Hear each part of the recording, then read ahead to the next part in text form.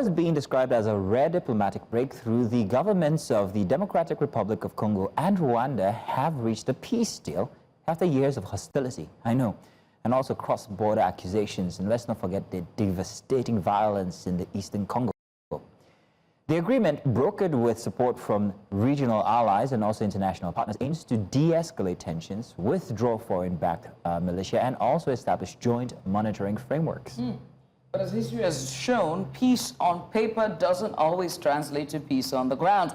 So is this deal a genuine turning point or just another chapter in the long, complicated dance of diplomacy?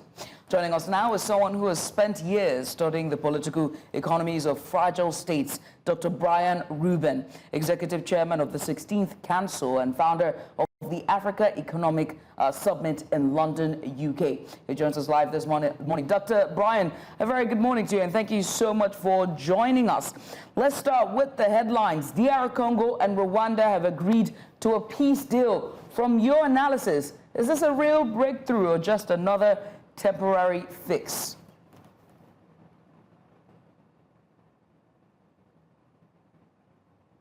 Well, thank you for having me. That sounds like a good news, actually, considering the enormous cost this war has had for years. It's been on for years. Over 6 million lives has been lost, over 20 to 24 billion in mineral theft. And the DRC economy, it's supposed to be, I mean, the minerals they have, the resources they have can guarantee, safely guarantee a $400 to $500 billion economy, but they are stuck at 70 billion. One of the worst, regarded as one of the worst poorest countries. So it has had a serious cost implications on the country, not just the country, but the continent. So this surely sounds like a good news. The trouble, however, is that this is not the first time we are seeing a peace treaty, being reached. It's happened over 6 times, beginning, with the Lusaka ceasefire, and then in Sun City, and all of that. So this has been on for years. And each time, at this point, it eventually fails to deliver the expected results. And the country continues to suffer, all right? There's even a cost on the neighboring countries, which they'll have to militarize their countries just because of this crisis. So this sounds like a good news. But I'm worried, right? I'm worried because except we realize that the war itself is not the problem. It is what the war is powering that is really the problem. For example, the minerals that are looted out of this country, all right? The war enables that.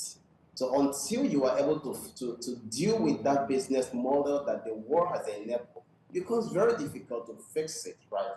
And so I'm hopeful that this can be a real turning point, really, because it does seem that the United States isn't just getting involved for the sake of involvement. The U.S. is looking after its own national interests, all right? Access to critical minerals and countering the influence of China in the region.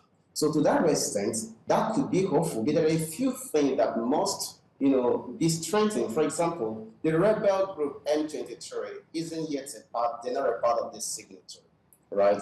And there are still talks ongoing as to how to, in Doha, really, as to how to get them involved.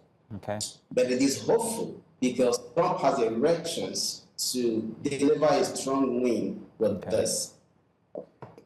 Dr. Reuben, I'm very glad that you mentioned the M23 because for years Rwanda has been accused of backing the M23 rebels, while in Eastern Congo, while Kigali has been accused of backing hostile elements. So how central exactly is this discussion on proxy groups or the use of proxy groups? Is the agreement, does it address these issues of the use of these proxy elements? Right now, the conversation between the United States and its two countries, isn't involved. And it is important we are not secure. Now, listen, this is a group. They have been serving a particular interest. Here, the interest of Rwanda, really. Those of Rwanda did from the. And they've got access to intelligence and access weapons, they've got access to training, right? And leverage this those funds, right? We All right, Dr. Reuben, we seem to be losing you. I'm going to suggest that you switch off your video bad. so we can have all that data go to your audio, so perhaps we can hear your submission on that question better. So could you switch off your audio, your video, so let's just have your audio, perhaps that will work. If you've done that, you can continue. Can you hear? I can hear you now, go ahead. Can you hear? Yes, we can. Can you hear me much? Yes, we Okay, can. beautiful. So I was saying that, you know, it is important that the M23 element is, you know, is factored into it, because listen, this is a rebel, and if you, they've got the manpower, they've got weapons, they've got training, they've got intelligence, and they are using all of that right now to serve the interests of those funding them. That interest can quickly change because they've also discovered this other. We unfortunately can't continue with this interview. Our guest today is Dr. Brian Reuben, but the network connectivity is having an issue lagging his audio and visuals. But we'll try to bring this conversation hopefully tomorrow or on a later time when this story continues to develop. Now, we know that the peace deal has been signed by both Rwanda and DR Congo. Now, we wait to see whether this would be a genuine peace and what it would mean for the Greater Lake region of Africa. That's what DR Congo, as well as Rwanda, the conflict in that area, but also the entirety of that region when it comes to commerce and peace, stability. Indeed, a very interesting one there. I was really hoping that we could get the doctor's submission on that last question I asked regarding these proxy groups and how they operate. I think he was trying to tell us something about going really way back in history as to how these proxy groups actually are formed and what their needs were or grievances were. The issue here is if you don't do that, then you're simply just addressing the issue on a surface level. Right. It goes much more deeper than that. Dr. Reuben, I think you are back. I'm going to give you the opportunity to give us your last take. Hopefully the network is going to allow you to do that. So please continue real summarily if you don't mind. Then you have a real problem, because this is a rebel group that is currently serving a particular interest and being funded by some group, right?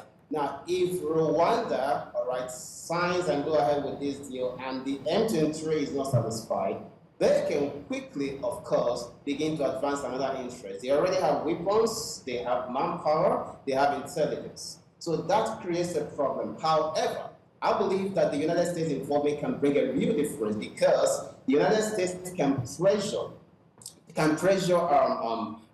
M23 and the Rwandan government to ensure that